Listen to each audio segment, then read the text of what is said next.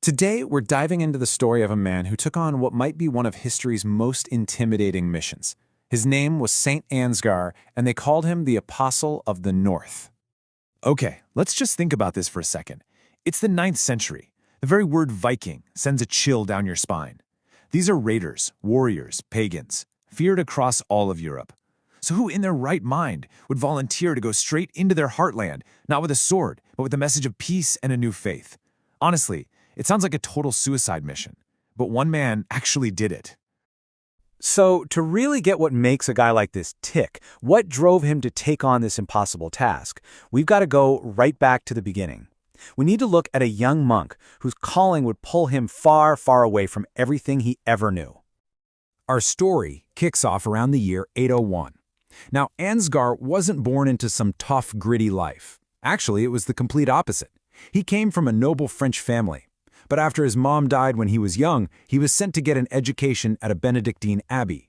And it was there, in that really structured, disciplined world of the monastery, that his life's purpose started to take shape. This right here, this is the core of his motivation. See, the Benedictine spirit wasn't just about, chanting and living in a quiet monastery.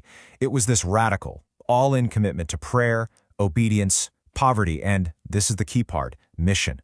This became the spiritual engine that would drive him right into the heart of the unknown. So with that foundation, Ansgar's life just takes this wild turn. He leaves the safety of his home, of the abbey, and heads for a land that most people were literally running away from. I mean, just look at the timeline here. You can see the sheer ambition of what he's trying to do. In 826, he goes to Denmark. Just a few years later, he pushes even further, into Sweden. By 831, his work is getting noticed, and he's made an archbishop. But then, you see that last date, 845? That's when everything just goes sideways. And let me tell you, it was not a smooth ride. From the absolute get-go, his journey was just full of danger. Can you imagine? You're on your way to start your life's mission, and you get attacked by pirates, losing every single thing you brought with you. On top of that, the local politics were a total mess. One day a king supports you, the next day he's kicked out, and you are left completely vulnerable. It was just a life of one grinding setback after another. And this really brings us to the central drama of Ansgar's life. It's a story that's defined not by these amazing, triumphant victories, but by what looked to, well, pretty much everyone on the outside, like one catastrophic failure after another. 845. This is the year, this is the moment where all of his work, everything he sacrificed for, seems to just turn to dust. Viking raiders, yep, the very same people he was trying to reach, they stormed his mission base in Hamburg. And they didn't just raid it, they burned it to the ground. The school, the monastery, the library, everything. Everything he had spent more than a decade building was just wiped out. Gone. Now this is where you see the man's real character shine through. I mean, most people would have just given up. They'd see it as a sign, right? Time to go home. But not Ansgar. He doubles down. He takes on even more responsibility as an archbishop and just starts over. His perseverance is just absolutely remarkable. Here's a really interesting detail about him.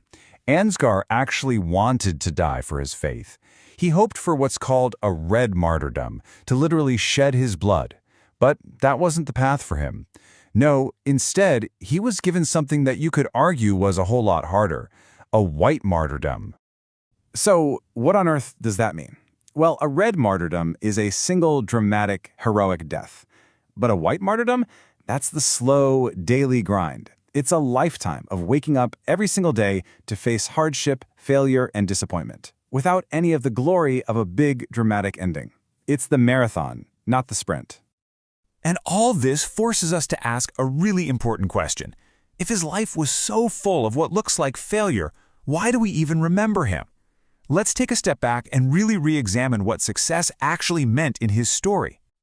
It really all comes down to perspective, doesn't it? If you look at it from a worldly point of view, his career was frankly a flop.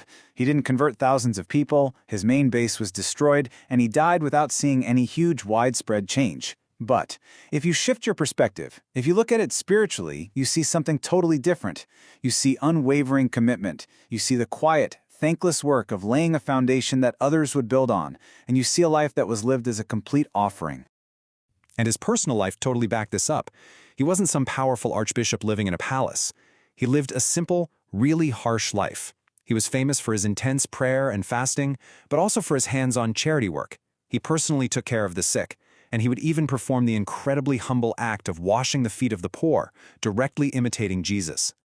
So, after this whole life of chaos, danger, and longing for a martyr's death, how did it end? Ansgar died peacefully, in his bed, in the year 865. It's such a quiet, almost anticlimactic end to a life that was lived right on the edge. And this, right here, is the ultimate takeaway. At the moment he died, his life's mission looked like a complete failure. But what he had really done was plant seeds.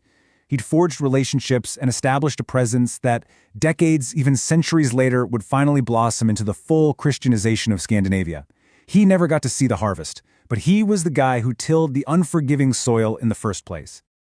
So Ansgar's story really leaves us with this huge, profound question. Is a successful life measured by the stuff we can see, by immediate results? Or is it found in perseverance, in laying a foundation for others, in just being faithful to a cause, even if we never get to see the final outcome? That's something really worth thinking about.